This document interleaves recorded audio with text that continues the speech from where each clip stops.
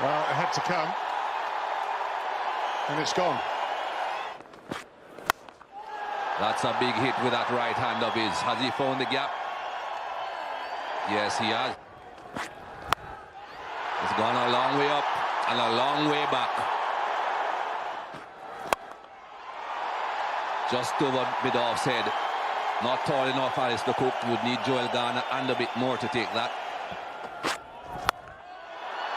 How far has that gone?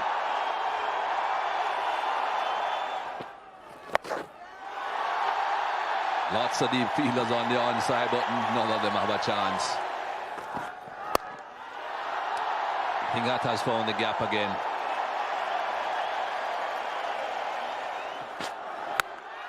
That's a full toss, and it's gone a long, long way.